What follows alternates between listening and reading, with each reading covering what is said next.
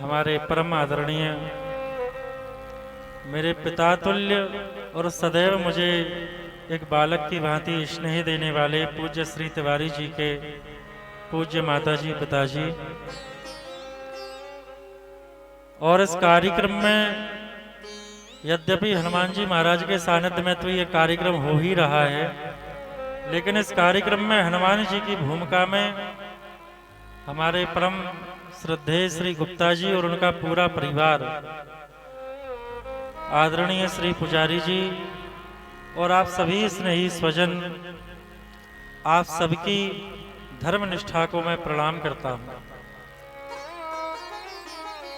कई अति वृद्ध माताएं बहनें भी यहां आई हैं, इतनी धूप में इतने दूर से चल करके आई होंगी। आप सबकी धर्म निष्ठा को मैं वंदन करता हूं। इस कार्यक्रम की शोभा को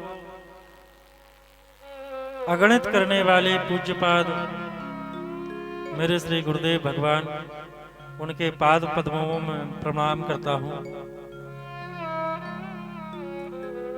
आइए इस कथा के मंगलाचरण में हम और आप सब प्रवेश करते हैं। नैमिषारण्य की पावन भूमि में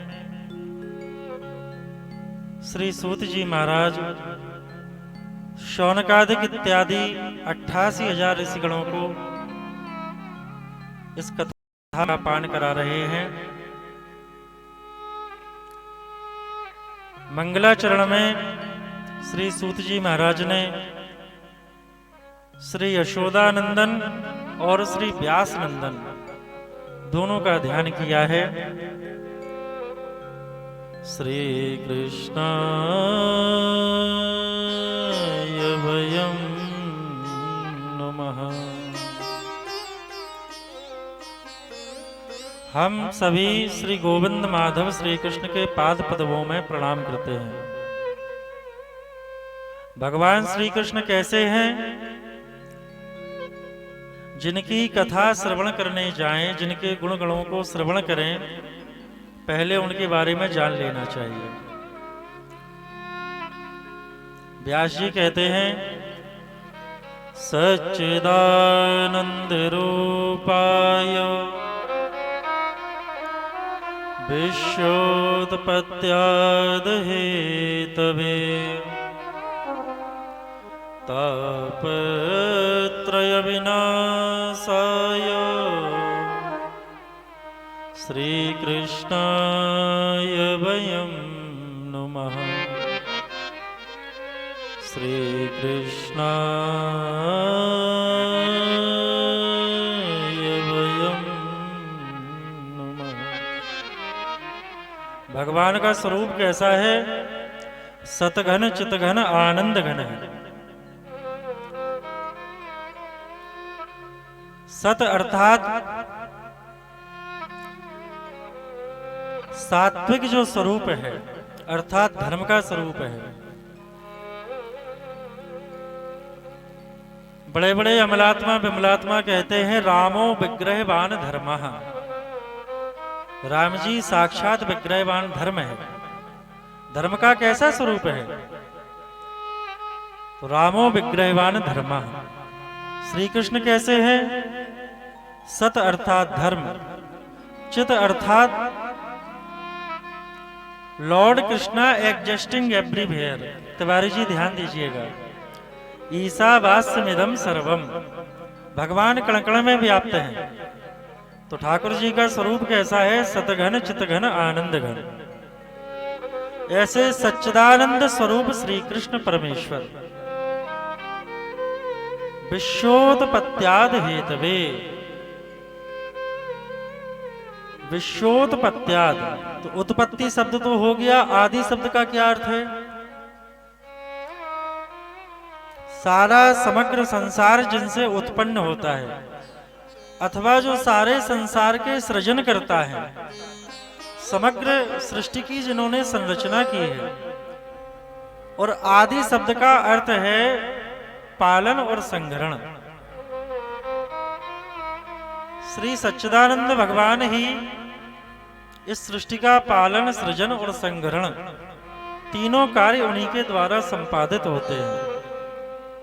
तापत्रय विनाशाय, जिन परमेश्वर की चरण शरण ग्रहण करते ही जीव के तीनों ताप तत्क्षण नष्ट हो जाते हैं, ऐसे गोविंद के पाद पद्मों में हम आप सभी प्रणाम करते हैं।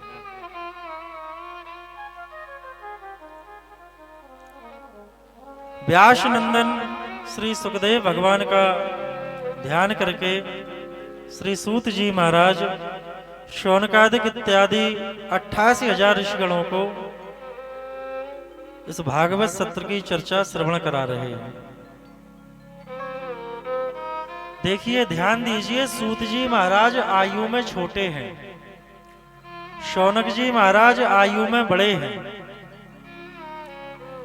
और ज्ञान में भी बहुत श्रेष्ठ हैं शौनक जी महाराज। लेकिन उसके बाद भी विशेषता देखिए, कथामृत रसास्वाद कुशलः, भगवान की कथामृत का पान करने में शौनक जी महाराज बड़े कुशल हैं। क्योंकि आप कितने भी ज्ञानी हों, किंतु भगवान की कथा में जब श्रवण करने के लिए बैठे तो अपने ज्ञान चक्षुओं को बंद कर लेना चाहिए और भक्ति पूर्वक होकर, भाव पूर्वक होकर के भगवान की कथामृत का श्रवण करना चाहिए। शौनक जी महाराज परम कुशल होकर भी, भिज्ञ होकर भी एकदम अनभिज्ञ बन करके ठाकुर जी की कथा को सुनते हैं। सूत जी महाराज को शौनक जी महाराज प्रणाम करके पूछते हैं, प्रश्न करते हैं, अज्ञान ध्वांत विध्वंस कोटि सूर्य समप्रभा सूताख्या हि कथा सारम मम कर्ण रसायनम। हे सूत जी महाराज, हम लोगों का हृदय घोर अज्ञान के अंधकार से व्याप्त है। इस त्रिभुवन के अंधकार को दूर करने में सूर्य भगवान सामर्थ्यवान है, किंतु हमारे हृदयगत अंधकार को ज्ञानानुजन शलाकया, यदि आपकी ज्ञान की किरणें पड़ जाएं तो हमारे हृदय का जो अज्ञान रूपी अंधकार है वो समाप्त हो जाएगा। क्योंकि सूर्य भगवान बाहर के अंधकार को तो समाप्त कर सकते हैं, लेकिन जीव के हृदय का जो अंधकार है वो किसी महापुरुष के, किसी सदपुरुष के, किसी गुरुजन के चरणों की कृपा के द्वारा ही समाप्त हो सकता है। भक्त का अर्थ होता है डार्कनेस, और गुरु जो होते हैं वो सारे प्रकाश का पुंज होते हैं। और आप पर तो बड़ी गुरु कृपा है। चिंतामणिर सुखम लोकम सुरद्रुः स्वर्ग संपदा प्रयक्षते गुरु प्रीता वैकुंठम योगी दुर्लभम।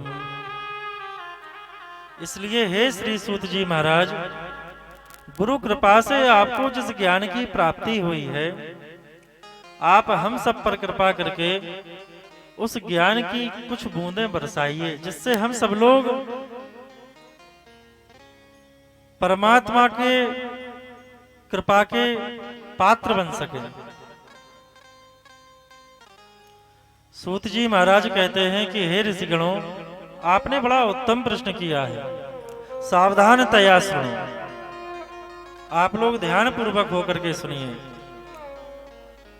काल ब्याल मुखग्रास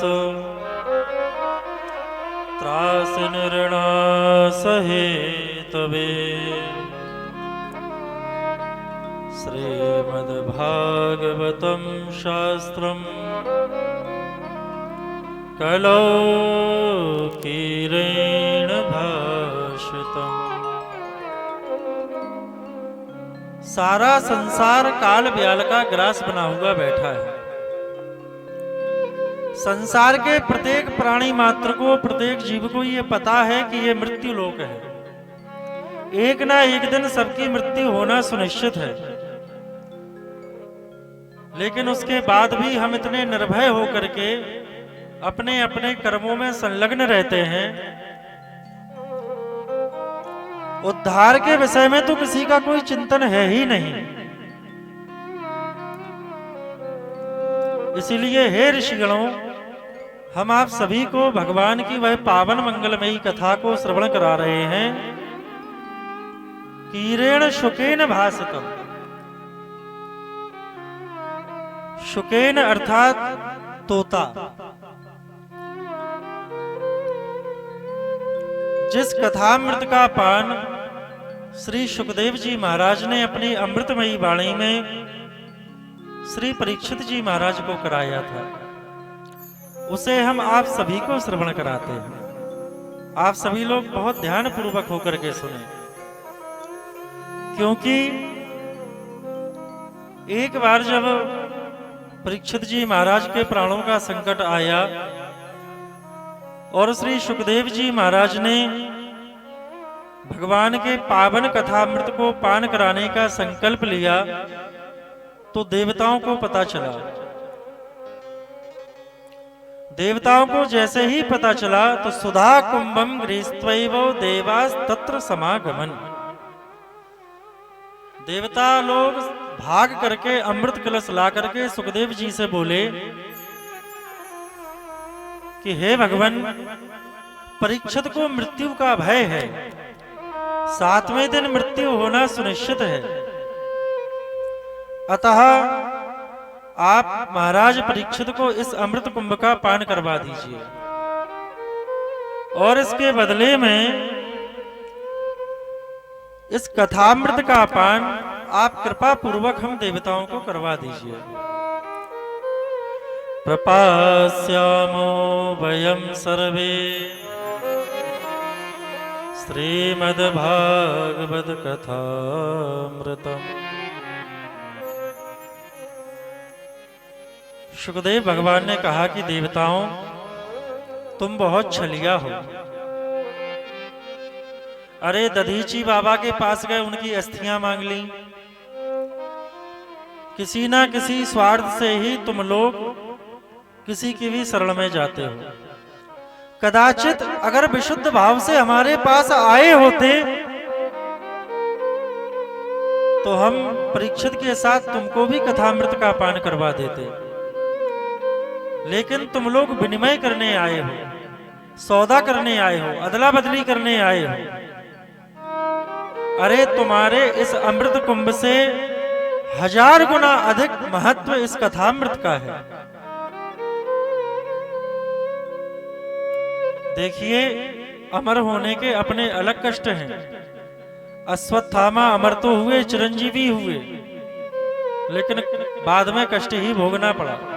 अनंत काल तक पीड़ा भोगनी पड़ती है अगर कोई गलत कर्म हो जाए, क्योंकि यदि कदाचित ये देह नष्ट होगी भी तो पाप और पुण्य के अनुसार हमें गति मिलेगी, और अपने पाप कर्मों को या पुण्य कर्मों को भोग करके कदाचित हमें मोक्ष प्राप्त हो जाएगा, भगवत प्राप्ति हो जाएगी।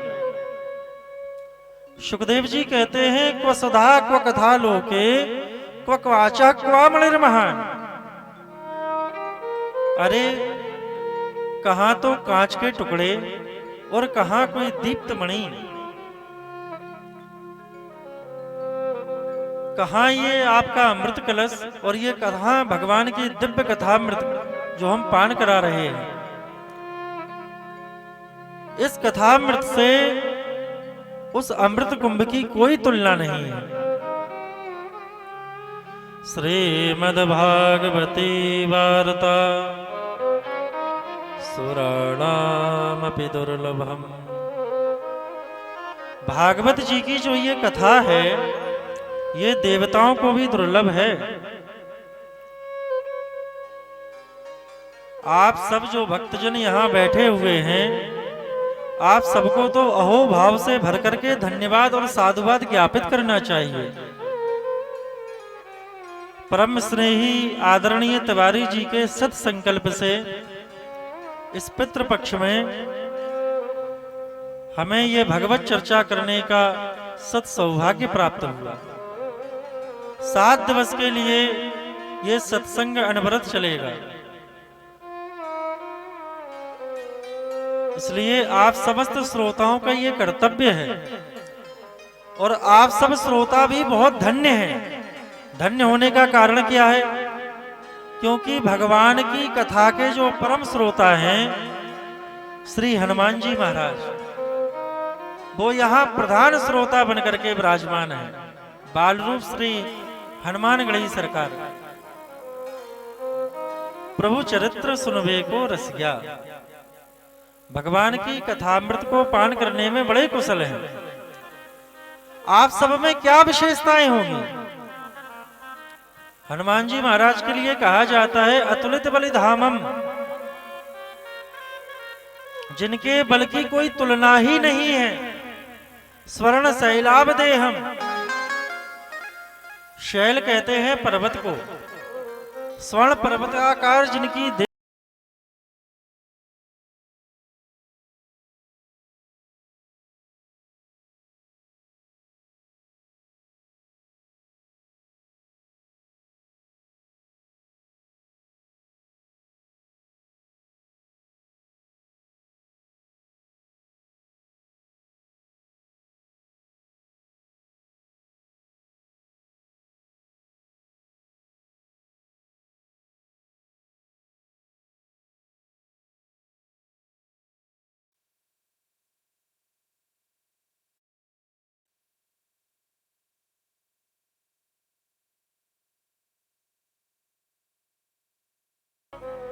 रघुपति प्रिय भक्तम, भगवान के परम भक्त हैं।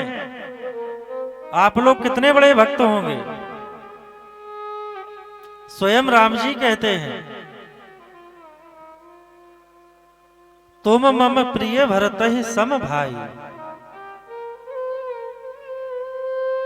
श्री भरत जी के समान हनुमान जी महाराज भगवान को प्रिय हैं। समस्त ऐश्वर्य की निधि हैं, अष्ट सिद्धि नवनिधि के दाता हैं। उस सब के बाद भी अगर उनकी ये प्रभुता है तो उसका पता है एकमात्र कारण क्या है? कि सदैव भगवान की भक्ति में निमग्न रहते हैं। आप सब लोग तो 2-3 घंटे के सत्संग सत्र में बैठे, उसके बाद पैर पकड़ करके कहते हैं अरे राम राम राम, अरे महाराज बड़ी पीड़ा हुई। अरे प्रसाद अस्तु प्रसन्नतः, भगवान की कथा श्रवण करने के बाद भी यदि पैरों में पीड़ा का अनुभव हो रहा है तो फिर आनंद आया नहीं है। क्योंकि भक्ति कई प्रकार की होती है, सेवा कई प्रकार की होती है। वो कानों के द्वारा जो भगवान का नाम हमारे अंदर पहुंचता है उससे हमारे हृदय की भक्ति महारानी पुष्ट होती है। और जिस भक्त के हृदय में भक्ति महारानी रमण करते हैं, ऐसे भक्त के लिए भगवान अपने लोक को त्याग करके उस भक्त के हृदय में निवास करते हैं। तो देवताओं को सुखदेव जी महाराज ने डांट फटकार के भगा दिया। ऐसी दिव्य अलौकिक महिमा भागवत जी की श्री सूत जी महाराज वर्णन करते हैं। देवता लोग भाग करके पहुंचे ब्रह्मा जी के पास, कहा कि पितामह, वहां पृथ्वी लोक पर उस परीक्षित को ये सौभाग्य है कि वो भगवान की कथामृत का पान कर रहा है और हम देवता होकर भी भगवान की कथामृत से वंचित हैं। अब बताइए भैया, देवता अच्छे हैं या हम और आप अच्छे हैं? देवता से ज्यादा तो श्रेष्ठ हम हैं, क्योंकि देवताओं के लिए ये कथा सुलभ नहीं है।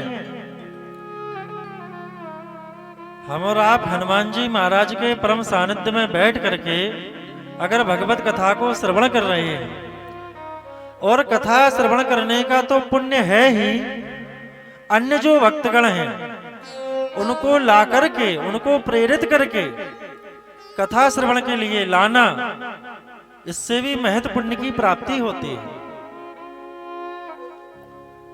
पितामह भीष्म ने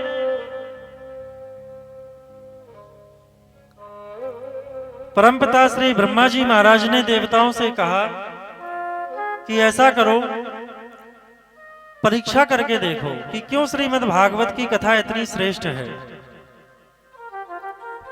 तो तराजू लाया गया।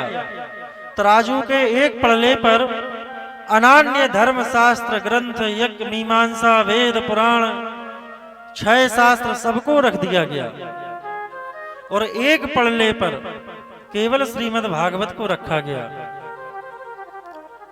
और जब उठा करके देखा तो लघुन्यानानि जातानि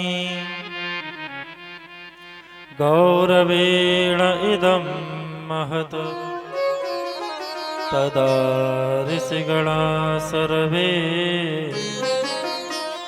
विस्मयं परमं ययुः। सारे देवता और महात्मा लोग आश्चर्यचकित रह गए। भागवत जी का पड़ला भूमि पर ही रखा हुआ है, एक रत्ती भर भी वो भूमि से उठा नहीं। ऐसी दिव्य अद्भुत अलौकिक महिमा है। महात्माओं ने तुरंत घोषणा कर दी, मैं निरे भगवत रूपम शास्त्रम भागवतम कलो। ये जो श्रीमद् भागवत है, ये साक्षात भगवान का ही श्री विग्रह है। ये शब्द ब्रह्म है। ब्रह्म कई प्रकार का होता है, निराकार मूर्ति के रूप में, निराकार जल के रूप में, और शब्द ब्रह्म। तो भागवत जी जो है ये शब्द ब्रह्म है। श्रीमद् भागवत के प्रत्येक शब्द में गोविंद की श्यामलता समाई है। हमारे राधा माधव श्री राधा रमण जी श्रीमद् भागवत के प्रत्येक शब्द में विराजते हैं। इस प्रकार की दिव्य अद्भुत भागवत जी की महिमा श्री सूत जी महाराज शौनकादिक इत्यादि 88,000 ऋषिगणों को सुना रहे हैं। सूत जी कहते हैं कि ये जो श्रीमद् भागवत की परंपरा है, ये चली किस प्रकार है। श्रीधर पाद स्वामी वर्णन करते हैं, शनै शनै अखंड मेवावतीर्णम। भगवान श्री हरि विष्णु के नाभि कमल से ब्रह्मा उत्पन्न हुए। ब्रह्मा जी को चतुश्लोकी भागवत का श्रवण कराया गया। उसके पश्चात ब्रह्मा जी के द्वारा श्री नारद जी, श्री सनक सनंदन सनातन कुमार, उनके पश्चात श्री नारद जी के द्वारा प्रेरणा पाई श्री व्यास जी महाराज ने, और व्यास जी महाराज ने इस ग्रंथ को विस्तार किया, और विस्तार करके श्री सुखदेव जी महाराज ने परीक्षित जी को श्रवण कराया। शौनक जी कहते हैं कि हे श्री सूत जी महाराज, मैंने सुना है श्री नारद जी महाराज एक घड़ी से अधिक कहीं ठहरते नहीं, और आपने बताया है कि श्रीमद् भागवत की जो ये कथा है, ये सप्ताह पारायण विधि कथा है। इतने अनंत काल तक, इतने 7 दिन तक श्री नारद जी महाराज किस प्रकार से वहां रहे और कैसे उनको इस ग्रंथ की प्राप्ति हुई। तब श्री सूत जी महाराज वर्णन करते हैं, एकदा हि विशालाया चत्वारसयो मलः सत्संगार्थं समायाता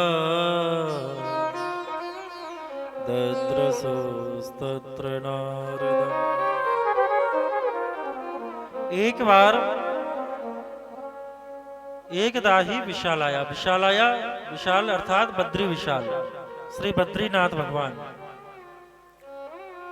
वहां पर सनकादिक चारों भाई सत्संग की इच्छा से विचरण कर रहे थे।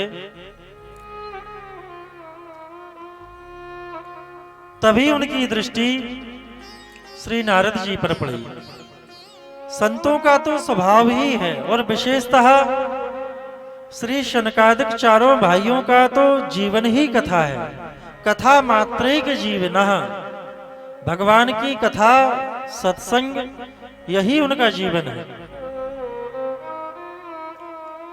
नारद जी पर दृष्टि पड़ी। नारद बाबा को संबोधित करते हुए पूछने लगे, कथम ब्रह्मन् दीनमुखा कुतश्चिन्तातुरो भवान् त्वरितं गम्यते कत्र कुतश्चागमनं तव। अरे नारद जी महाराज, आप इतने चिंतातुर होकर के कहाँ भ्रमण कर रहे हैं? आपका मुख तो बड़ा मलिन लग रहा है। ऐसे लग रहा है जैसे आपका कोई धन किसी ने ले लिया हो। नारद जी महाराज कहते हैं कि भैया, हम तो संत हैं, परम भक्त हैं, वीणा लेकर के ही भगवान का नाम सुमरन करते हैं। हमारे पास धन है ही क्या? संतों के पास कोई धन नहीं होता है। उनका जो परम धन है वो केवल भगवान नाम का धन है। हमारे श्री धाम वृंदावन में इस समय परम अलौकिक विभूति पूज्य श्री प्रेमानंद जी महाराज केवल नाम की महिमा का ही निरूपण करते हैं। आज जितनी भी उनकी ख्याति है वो कहते हैं वो केवल राधा नाम के कारण है। तो संत जन तो यही कहते हैं, हमारो धन राधा श्री राधा श्री राधा, हमारो धन राधा श्री राधा श्री राधा, हमारो धन राधा श्री राधा श्री राधा, हमारो धन राधा श्री राधा श्री राधा, हमारो धन राधा श्री राधा श्री राधा, जीवन धन राधा राधा राधा राधा राधा, जीवन धन राधा राधा राधा राधा राधा, पर में धन राधा श्री राधा श्री राधा, पर में धन राधा श्री राधा श्री राधा।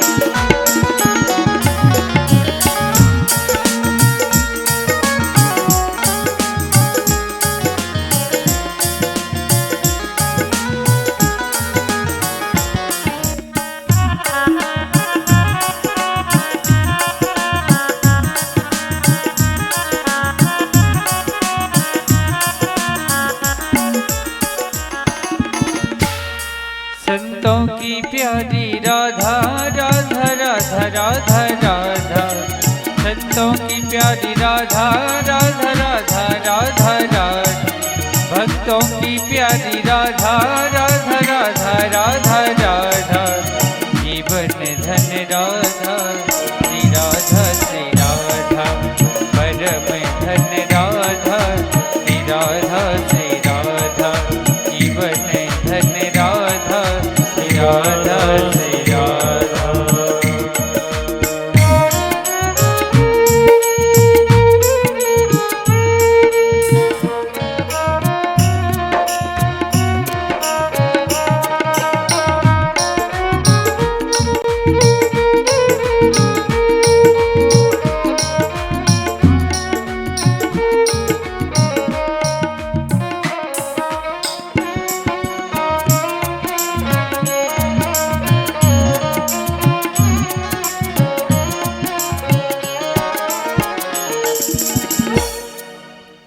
बोलिए भक्त वत्सल भगवान की जय हो। तो संतों का परम धन क्या है? भगवान नाम का संकीर्तन।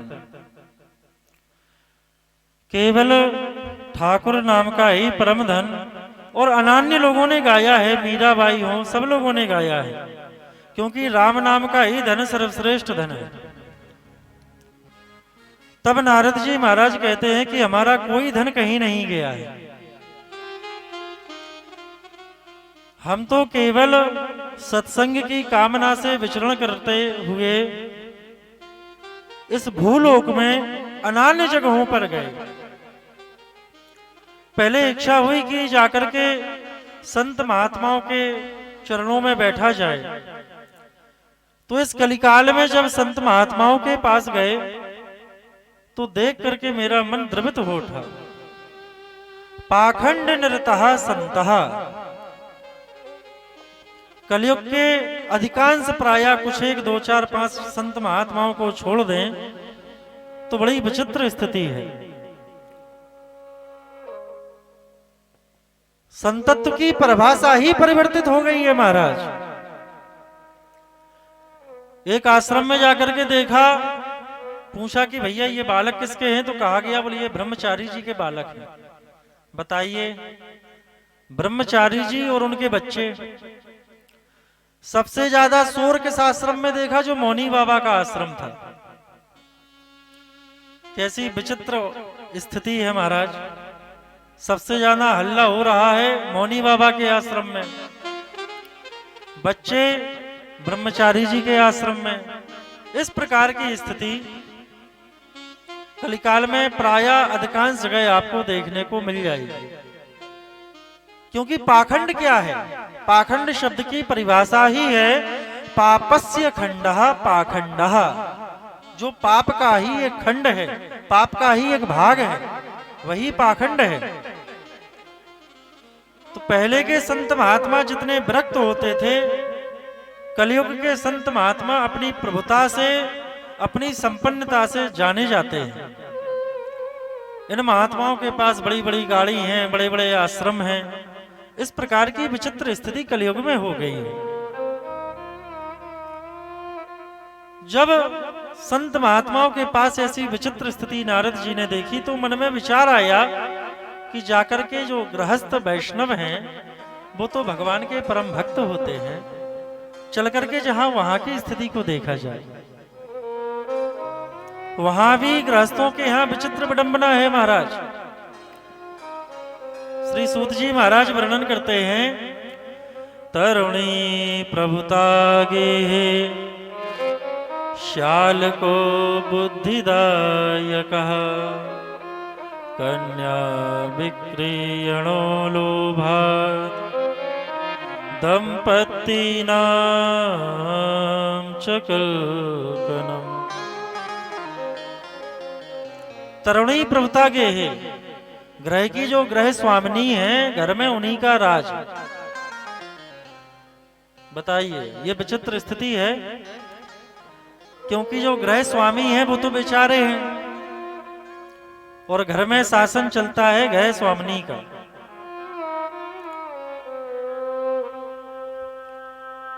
देखिए, ऐसा नहीं है कि हमारे यजमान है इसलिए मैं प्रशंसा करूं, प्रशंसा करनी भी नहीं चाहिए, लेकिन वाकई परिवार की जैसी स्थिति होनी चाहिए। परम श्रद्धेय आदरणीय श्री तिवारी जी का परिवार एक आदर्श परिवार है, अद्भुत है। भाई का भाई के प्रति प्रेम हो, माता का पुत्र के प्रति प्रेम हो, और जो बड़ा है शासन उसी का है। कलयुग के अधिकांश घरों में जो ग्रह स्वामिनी है उनका शासन रहता है। इसका आपको पता है एक बड़ा कारण क्या है? ध्यान दीजिएगा आप लोग। घर में जब भोजन बनता है, मैंने कई घरों में देखा, तो जो स्वामी जी होते हैं उन्हें ऑफिस जाने की जल्दी है, काम पे जाने की जल्दी है। तो जैसे ही भोजन बना तो पहली रोटी जो गाय के लिए होनी चाहिए, वो पहली रोटी स्वामी जी को पवा दी जाती है। तो स्वामी जी का स्वभाव बिल्कुल गाय माता के जैसा विनम्र। आखिरी रोटी जो होती है वो किसके लिए होती है? हमारी माताएं ही हमें बताती हैं कि आखिरी जो रोटी है वो किसी पालतू जानवर के लिए। अब कलयुग में तो पालतू जानवर कुत्ते अधिक हो गए हैं, तो कुत्ते के लिए ही होती है महाराज। और वो जो आखिरी रोटी है, क्योंकि काम ज्यादा ना पड़ जाए, रोटी गिनती की बनेगी। ज़्यादा रोटी नहीं बने, क्योंकि जो गृह स्वामिनी हैं, श्रीमती जी हैं, उनको आलस भी बहुत है। हमारी आप सब माताएं बहनों को बिल्कुल आलस नहीं है, खूब चकाचक आप लोग कार्य करते हैं। हम तो अन्य जगह की बात बता रहे हैं। तो जो आखिरी रोटी होती है वो श्रीमती जी पाती हैं। तो उनका स्वभाव अब आप समझ लीजिए कुत्ता कैसे करता है। उस स्वामी जी बेचारे गौ माता के समान सीधे, विनम्र, अति विनम्र। तो ये बड़ी विचित्र स्थिति कलयुग में है। उस श्याल को बुद्धिदायिका, कोई भी आयोजन हो, विवाह हो, यज्ञ हो, श्रीमद् भागवत का आयोजन हो या कोई भी आयोजन हो, प्रत्येक कार्य में सलाह लेने के लिए ना तो गुरुजी से ली जाएगी, ना घर के बुजुर्गों से ली जाएगी। सलाह किससे ली जाती है? श्याल को बुद्धिदायक कहा, अर्थात साले साहब। साले साहब आकर के जो सलाह देंगे वही होगा। आदरणीय तिवारी जी के साले साहब को तो हमने देखा ही नहीं। सारी तैयारी उन्होंने स्वयं कर ली, इसीलिए मैं कहता हूं कि आदर्श परिवार है। और नारद जी कहते हैं कन्या विक्रीयणों, पहले जो विवाह होते थे उसमें स्वयंवर होते थे कन्या के लिए। आपने सुना होगा माता जानकी का स्वयंवर हुआ, शर्त रख दी जो आकर के धनुष की प्रतिंचा चढ़ाएगा जानकी जी को उससे बहाया जाएगा। आज के समय में क्या स्थिति है? कन्या का विवाह करना है तो कन्या कितनी शिक्षित है कितनी अशिक्षित है अलग विषय हो गया, परिवार कितना कुलीन है या क्या असामाजिक स्थिति से है इसका कोई विचार नहीं। केवल धन के द्वारा विवाह संपन्न होते हैं। बोलो राधे राधे। तो ऐसी विचित्र स्थिति कलयुग में गृहस्थों के यहां नारद जी महाराज ने देखी। नारद जी कहते हैं एवं पश्यन कलैर दोषान पर्यटन विविध। इस प्रकार की स्थिति को देख करके मेरा चित्त अति क्लांत हो गया। तब मन में विचार आया कि क्यों ना भगवान के परम धाम श्री वृंदावन धाम को जाया जाए, जहां भगवान ने अनेक लीलाएं की हैं। तो ऐसा विचार करके नारद जी महाराज पहुंचे वृंदावन धाम। और तत्राश्चर्यम मया दृष्टम श्रूयताम यन मुनीश्वरः। नारद जी कहते हैं कि हे मुनीश्वरों, मैंने वहां पहुंच करके एक बड़ा भारी आश्चर्य देखा। एका तु तरुणी तत्र निषण्णा खिन्न मानसा। एक तरुणी नव यौवन संपन्न स्त्री बहुत अधिक खिन्न मना होकर के यमुना पुलिन के समीप बैठी हुई है। उसके दाएं और बाएं दो बुजुर्ग लेटे हुए हैं। विभिन्न स्त्रियां उसे घेरे हुए हैं। इस प्रकार के कौतुक को देख करके नारद जी महाराज थोड़ा समीप गए, लेकिन वार्ता करने का साहस नहीं हुआ तो लौटने लगे। तब उस देवी ने जैसे ही नारद जी को देखा तो दौड़ करके आवाज लगाई, भो भो साधु क्षणं तिष्ठ मच्चिंतामपि नाशय दर्शनम तव लोकस्य सर्वथा गेहरं परम। अरे महाराज जी, कहाँ भागे जा रहे हो? रुक जाओ, थोड़ा ठहर जाओ, एक मिनट तो रुकिए। क्योंकि हे नारद जी महाराज, आप तो भगवान के परम भक्त हैं, परम संत हैं। भगवत कृपा जब होती है तब संत महात्माओं के दर्शन होते हैं। तुलसीदास जी महाराज ने भी कहा कि जब द्रवहि दीन दयालु राघव तब साधु संगत पाइए। जब ठाकुर जी अति करुणाद्र होते हैं, भगवान के हृदय में जब अपने भक्त के प्रति अत्यंत करुणा जागृत होती है और जब किसी भक्त का उद्धार करना होता है, तब उस भक्त की भेंट किसी ना किसी संत से करा देते हैं। और संत का आश्रय पाते ही भगवान के उस परम भक्त को भगवान की प्राप्ति हो जाती है, इसमें संदेह नहीं है। नारद जी महाराज उनसे पूछते हैं कि काशित्वम, कौन है आप? कब इमो, ये दोनों जो वृद्ध हैं ये कौन है और ये तुम्हारे क्या लगते हैं? बद देवी सविस्तारम स्वस्थ दुखस्य कारणम। हे देवी, आप अपने दुख का सारा कारण मुझे विस्तार पूर्वक श्रवण कराइए। तब भक्ति महारानी कहती हैं, अहम भक्तिरिति ख्याता इमो में तनयो मतो ज्ञान वैराग्य नामानो काल योगीन जर जरो। हे नारद जी महाराज, मैं भक्ति के नाम से विख्यात हूं और ये जो दोनों बुढ़े यहाँ लेटे हुए हैं ये मेरे ही पुत्र हैं। ज्ञान और वैराग्य इनका नाम है। समय की विडंबना देखो कि माता तो नव यौवन संपन्न और बच्चे बेचारे वृद्ध हो गए। महाराज, मैं दक्षिण भारत में उत्पन्न हुई, वृद्धम कर्नाटकम गटे, कर्नाटक में पली बड़ी, महाराष्ट्र आदि राज्यों में मेरा बड़ा सम्मान हुआ, किंतु अन्य प्रदेशों में पाखंडियों के द्वारा पीड़ित होकर के मुझे भागना पड़ा। फिर आकर के मैंने वृंदावन धाम की शरण ग्रहण की और श्री वृंदावन धाम आते ही वृंदावनम पुनः प्राप्या नवनीव स्वरूपिणी। जैसे ही मैं वृंदावन धाम को आई, मैं पुनः यौवन संपन्न हो गई। लेकिन अब तो महाराज अपने पुत्रों की इस स्थिति को देख करके लगता है कि अब वृंदावन धाम को भी त्याग करके इदम स्थानम प्रत्यज्यो विदेशो गम्यते मया। हे नारद जी महाराज, अब तो ऐसा प्रतीत होता है कि कदाचित वृंदावन धाम को छोड़ करके अब मुझे अन्यत्र जाना पड़ेगा, क्योंकि वर्षे वर्षे क्रमे जाता मंगलम नापि दृश्यते। जब से कलयुग का आगमन हुआ है,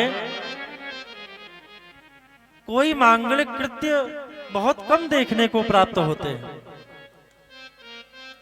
पाखंड अधिक है, दिखावा अधिक है। वास्तव में सदकर्म कोई करना ही नहीं चाहता, और यदि कोई थोड़े बहुत सदकर्म करता भी है तो भय के कारण कि कहीं हमारे पाप कर्मों के द्वारा हमारी दुर्गति ना हो। क्योंकि भक्ति तो दो प्रकार की है, सकाम और निष्काम। सकाम भक्ति वह भक्ति है जो आप भक्ति करके कुछ पाने की अभिलाषा रखते हो, कुछ प्राप्ति की कामना रखते हो। और निष्काम भक्ति तो संपन्न नारायण स्मृति ही निष्काम भक्ति है। चलते फिरते, हंसते बोलते, किसी भी कार्य को करते हुए भगवान का ध्यान बना रहना, ये भक्त का परम लक्षण है। शंकराचार्य महाराज तो कहते हैं, आत्मा त्वं गिरिजामति सहचरा प्राणा शरीर ग्रहम। हे महादेव, आप मेरी आत्मा हैं, गिरिजामति ही माता पार्वती ही मेरी बुद्धि है, प्राणा शरीर ग्रहम, मेरे शरीर के जो ये रोम छिद्र हैं प्रभु, ये सब आपके गण हैं। पूजा ते बसयोपभोग रचना निद्रा समाधि स्थिति। हे महादेव, मैं जो भी कर्म कर रहा हूं आपकी पूजा है, जो बोल रहा हूं आपकी स्तुति है, आपके स्तोत्र हैं, आपके मंत्र हैं। और हे महादेव, यदि मैं सो रहा हूं तो हे भोलेनाथ, ये आपकी समाधि है। आपके द्वारा किए हुए प्रत्येक कृत्य को भगवत समर्पण कर देना, ये भक्त का परम लक्षण होता है। लेकिन आज के इस कली काल में लोग सकाम भक्ति अधिक करते हैं, निष्काम भक्ति कोई करना ही नहीं चाहता। इस प्रकार की स्थिति को देख करके भक्ति महारानी ने नारद जी से कहा कि हे नारद बाबा, अन्य युग तो ठीक है, इस कलयुग को महाराज परीक्षित ने क्यों आने दिया? नारद जी कहते हैं कि भले ही कलयुग में सारी बुराइयां सही, कलयुग में सब बुराइयां ही बुराइयां हैं, लेकिन अच्छाई बहुत अच्छी है। अन्य युगों में बड़े बड़े यज्ञ करने से, बड़ी बड़ी पूजाएं संपादित करने से जिस पुण्य फल की प्राप्ति नहीं होती है, कलयुग में केवल भगवान के नाम को लेने मात्र से जीव का उद्धार हो जाता है। यत् फलम नास्ति तपसा न योगेन समाधिना तत्फलम लभते सम्यक कलौ के सब कीर्तनात्। अन्य युगों में जो ना योगियों को न समाधि से, न पूजा से, न यज्ञ से जिस फल की प्राप्ति होती है, उस फल की प्राप्ति कलयुग में भगवान का नाम लेने मात्र से जीव को प्राप्त हो जाती है। ये कलयुग का एक अच्छा गुण है। तुलसीदास जी महाराज जी भी वर्णन करते हैं, कलिजुग केवल हरि गुण गाओ, कलयुग केवल हरि गुण गाओ, कलिजुग केवल हरि गुण गाओ, कलयुग केवल हरि गुण गाओ, कलयुग केवल हरि गुण गाओ। गावत नर पावै भवधाहा, गावत नर पावै भवधाहा। तो कलयुग की एक विशेषता ये बहुत अच्छी है, इसलिए महाराज परीक्षित ने कलयुग को आने के लिए अवकाश दिया, प्रवेश दिया। लेकिन भक्ति महारानी, आपका जो ये क्लेश है, आपका ये जो दुख है, मैं नारद शपथ पूर्वक कहता हूं कि आपके इस स्थिति का निराकरण और निवारण दोनों ही मैं कर दूंगा। इस प्रकार के वचन को जब भक्ति महारानी ने सुना तो प्रमुदित हुई और प्रमुदित होकर के नारद जी महाराज की स्तुति करने लगे। जयति जगत माया यस्य कायाधवस्ते,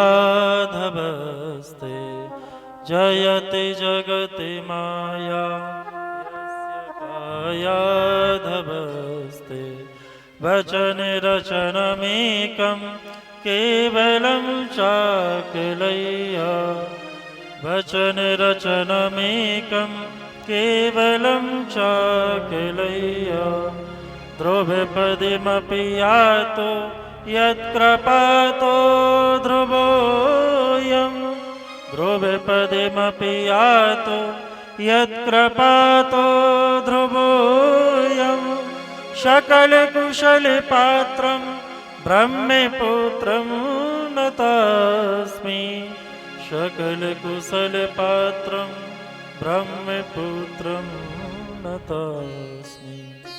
इस प्रकार से नारद जी महाराज की वंदना की। नारद जी महाराज ने विभिन्न प्रकार के उपक्रम किए,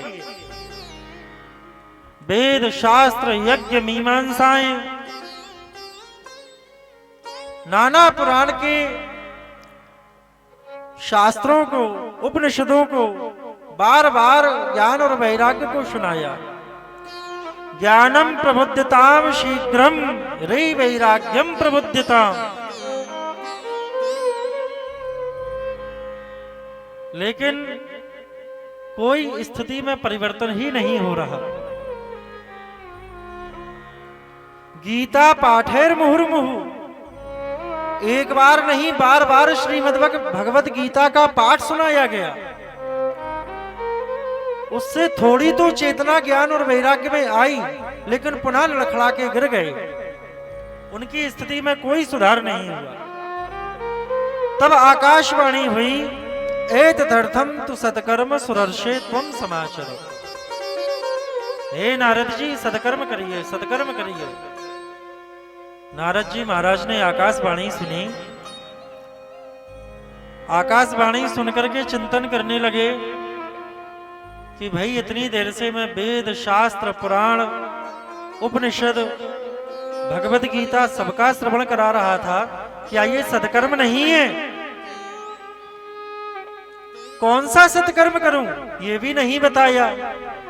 अरे इतना ही बता देते कि अमुक संत के पास चले जाओ, तो कदाचित मैं उससे पूछ लेता कि वह परम सत्कर्म है क्या। इस प्रकार से नारद जी महाराज ने वह सारा विस्तार श्री शनकादिक ऋषिगणों को सुनाया।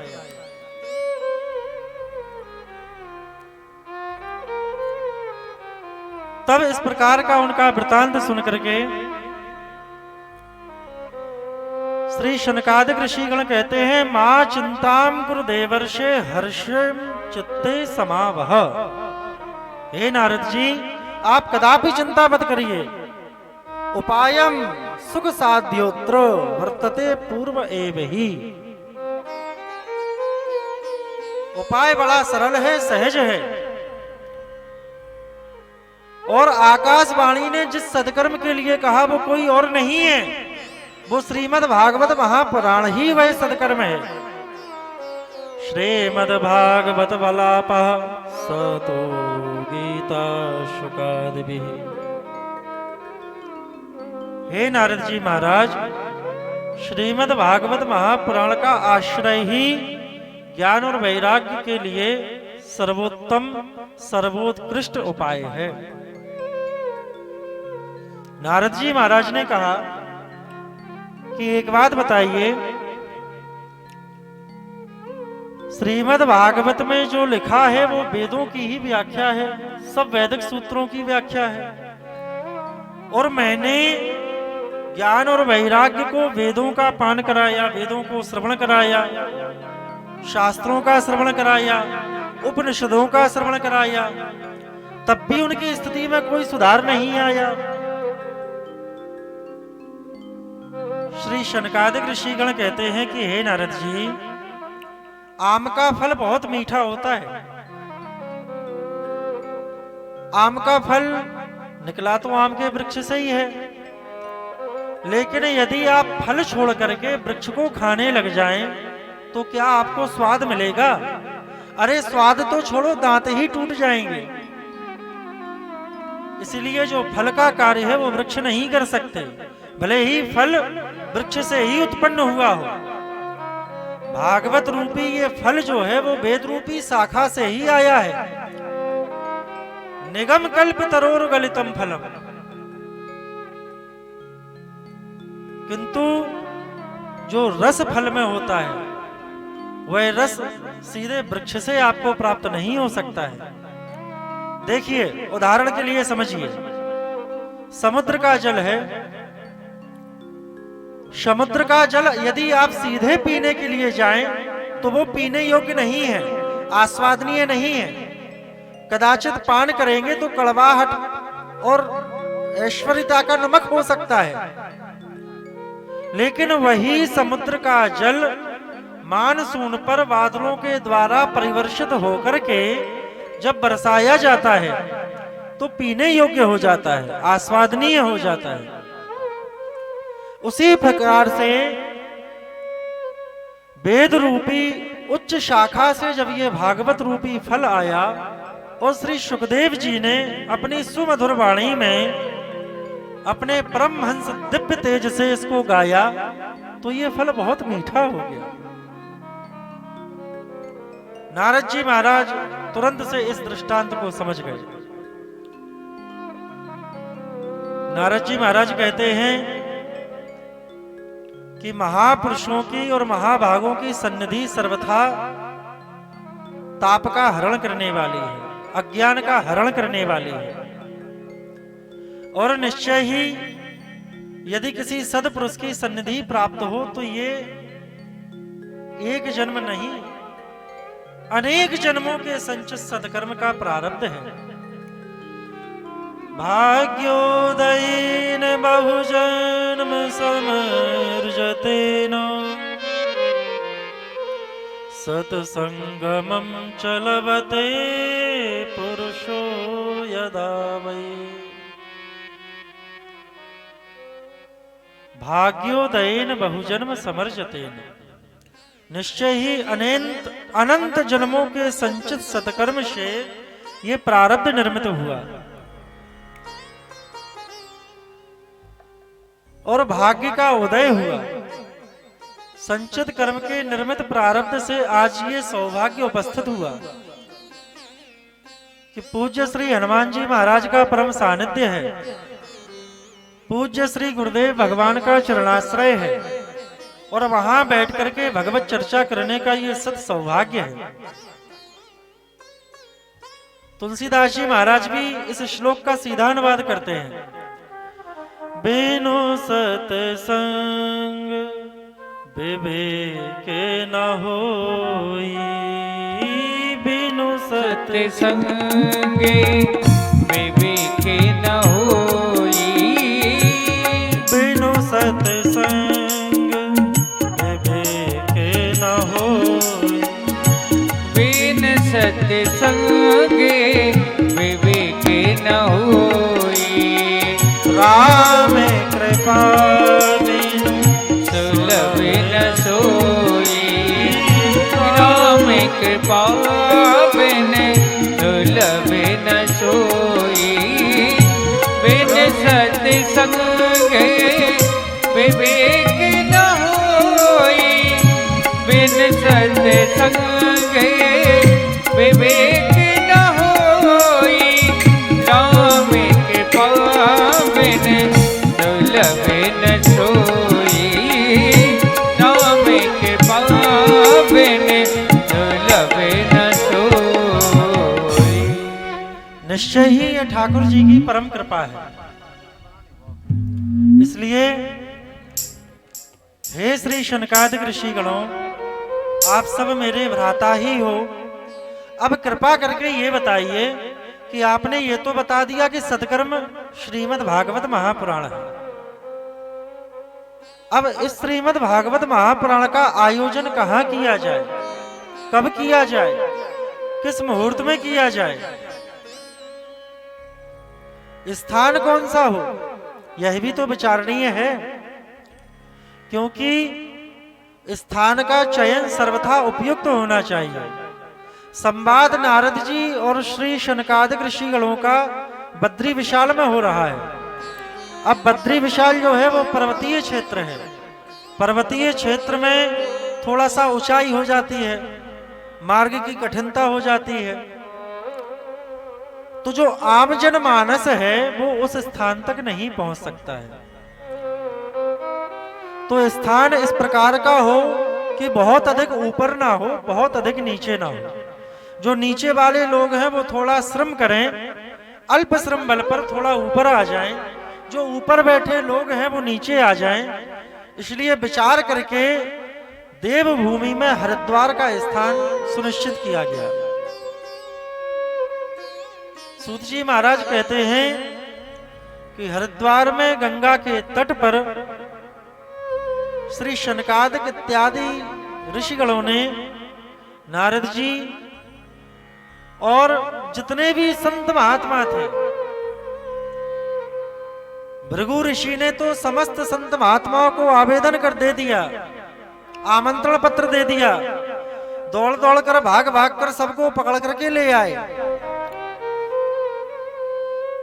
श्री शनकादिक ऋषिगण कहते हैं सदा सेव्या श्रीमद् भागवती कथा।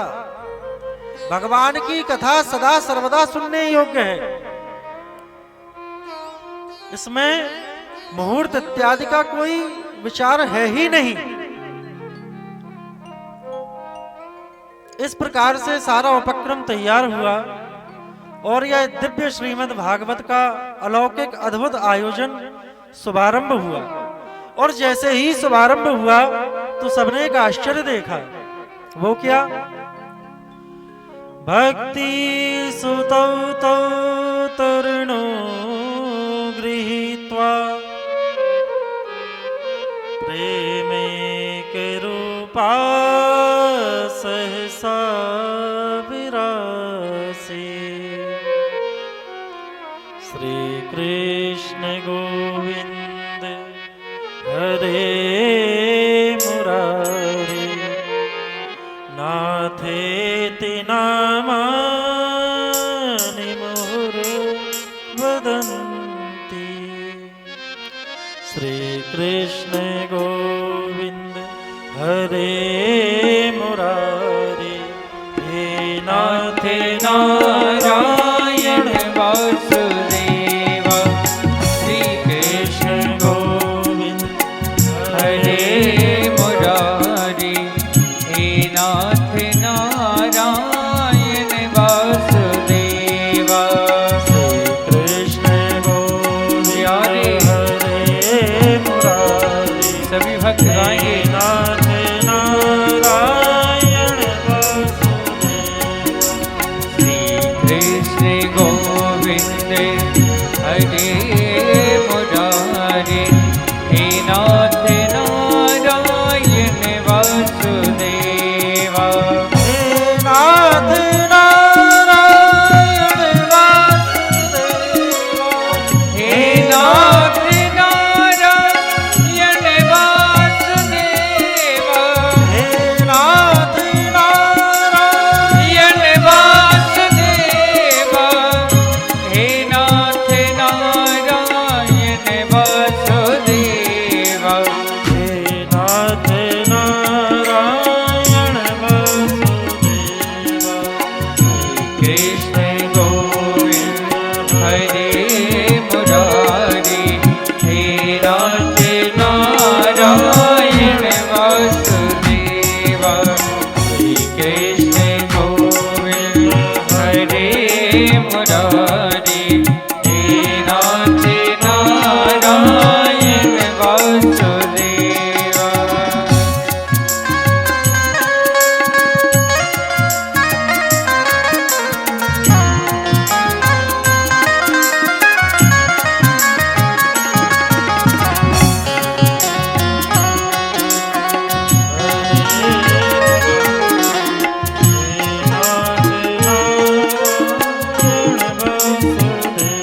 प्यारे हे नाथ नारायण वासुदेव। हे नाथ नारायण वासुदेव। सभी लोगों ने एक महान आश्चर्य देखा। भक्ति सुतौ तौ तरणो गृहीत्वा, भक्ति महारानी के दोनों पुत्र जो वृद्ध हो गए थे वो पुनः युवावस्था को प्राप्त हो गए और भक्ति महारानी नाचती थरकती हुई उस सत्संग स्थल पर पहुंच गई।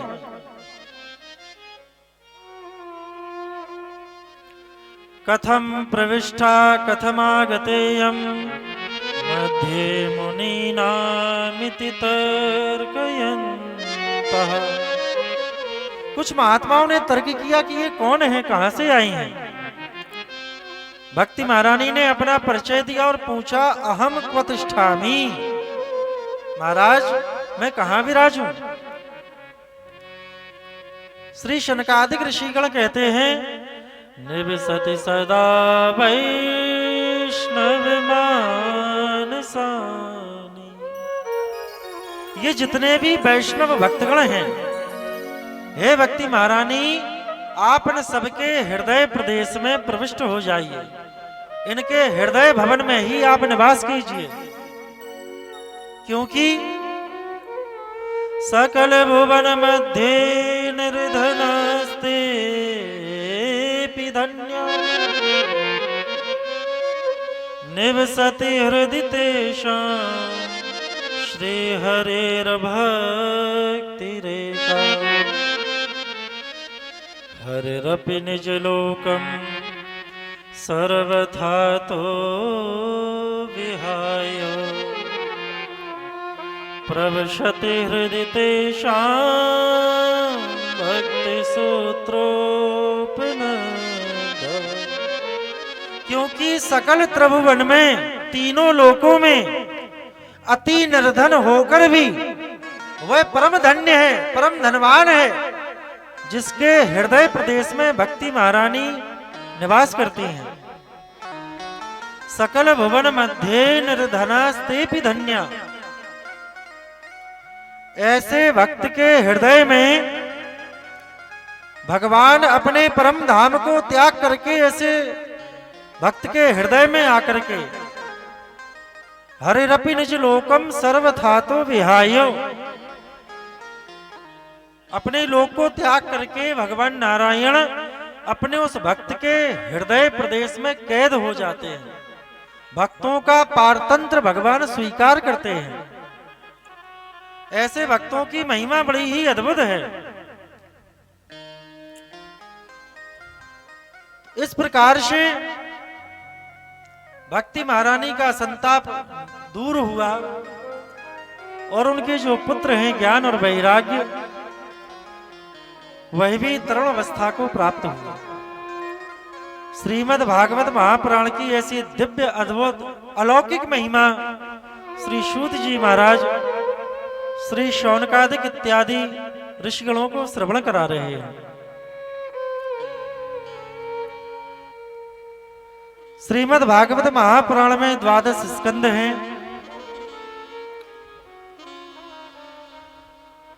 आरंभ में प्रथम दिवस में ऐसी परंपरा है कि महात्म की चर्चा की जाती है। पद्म पुराण से अलंकृत श्रीमद् भागवत महापुराण के महात्म में 6 अध्याय हैं।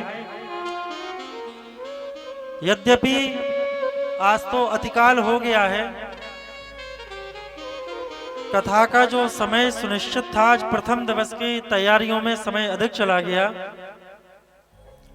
कल के सत्र में मध्याह्न में जो चर्चा भगवत चर्चा होगी पूज्य गुरुदेव के आदेशानुसार, उस कथा का समय संभवतः 1 बजे से 5 बजे तक, 1 बजे से मध्याह्न में 5 बजे तक का समय रखा गया है। तो आप सभी अपने गृह कार्य नाना जंजाला गृह कार्यों से निवृत्त होकर के अपने चित्त को ठाकुर जी में प्रवृत्त करते हुए समय के अनुसार यहाँ पधारें। आगे की भगवत चर्चा कल आप सभी श्रवण करेंगे। आज की सत्संग की इस भगवत चर्चा को यहाँ विराम। आप सभी आरती का दर्शन करेंगे। आए 2 घड़ी भगवान नाम संकीर्तन, उसके बाद भगवान की पावन आरती, दर्शन और प्रसाद इत्यादि आप सब ग्रहण करेंगे।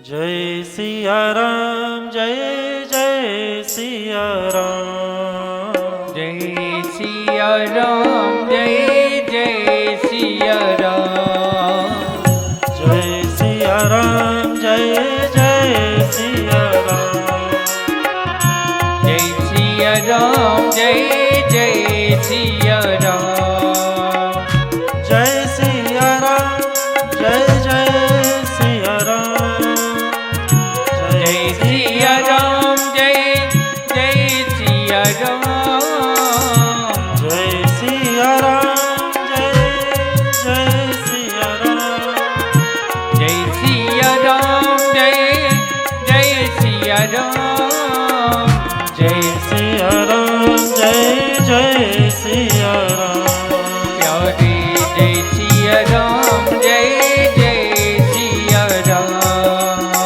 जय सिया राम, जय जय सिया राम, जय सिया राम, जय जय सिया राम, जय सिया राम, जय जय सिया राम, जय सिया राम, जय जय सिया राम,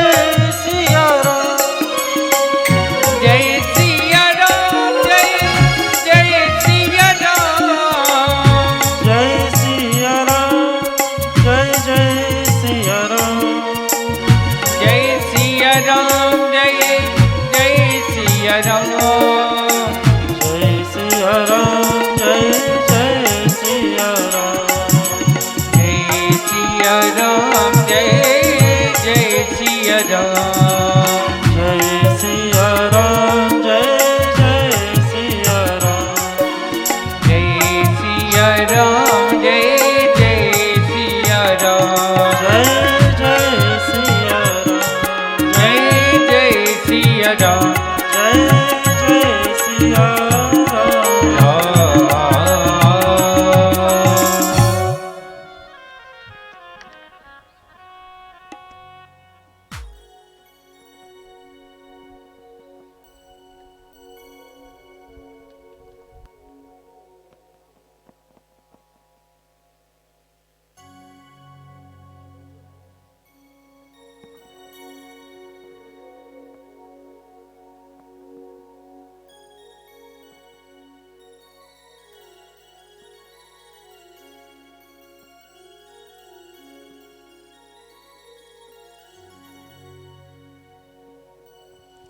शिवा के बिहारी लाल की जय हो।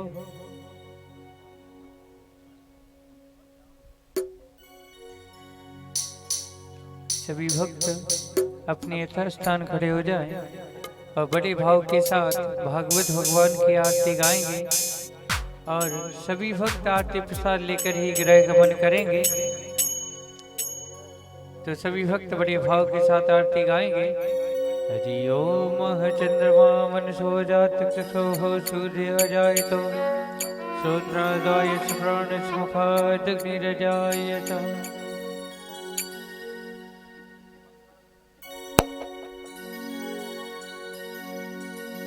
सीधी भागवत भगवान की है आरती, पापियों को पाप से है तारते। श्री भागवत भगवान की है आरती, पापियों को पाप से है तारते। श्री भागवत भगवान की है आरती, पापियों को पाप से है तारते।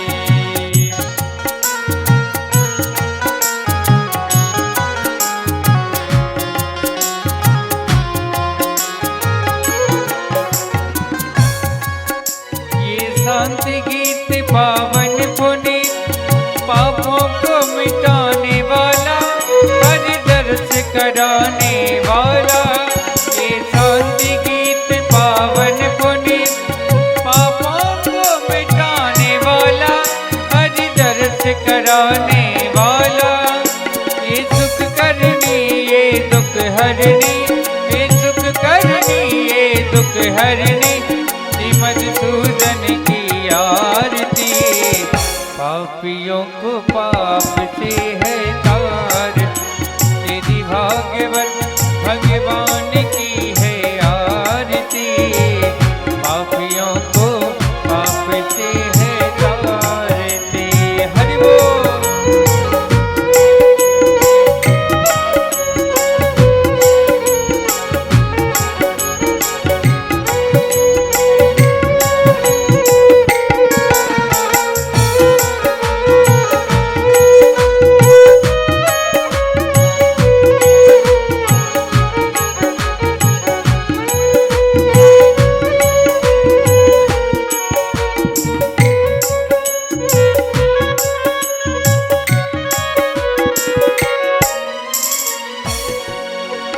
अमर ग्रंथ ये मुक्ति पंथ ये पंचम वेद निराला, नभ ज्योति जगाने वाला। ये अमर ग्रंथ ये मुक्ति पंथ ये पंचम वेद निराला, नभ ज्योति जगाने वाला। हरि ध्यान यही हरि नाम यही, हरि धाम यही हरि नाम यही, जग के मंगल की आरती। पापियों को पाप से है तार, तेरी भागवत भगवान की है आरती, पापियों को पाप से है तारते।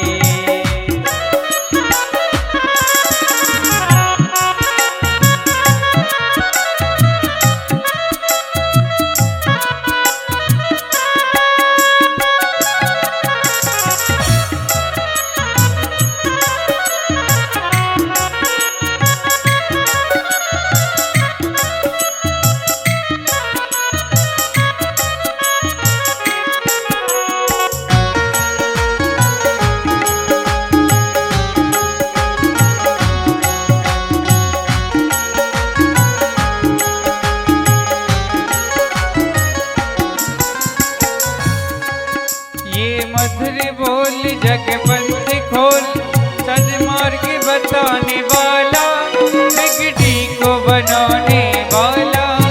ये मधुर बोल जगपंथ खोल, सन्मार्ग दिखाने वाला, बिगड़ी को बनाने वाला। श्री राम यही घनश्याम यही, श्री राम यही घनश्याम यही, प्रभु के महिमा की आरती। पापियों को पाप से है तार, श्री भगवान की आरती। पापियों को पाप से है तारती, कर्पूर गौरम करुणावतार, संसार सारम भुजगेन्द्रहार, श्यामसुन्दरम हृदयारविन्द, भगं भवानी तं नमामि।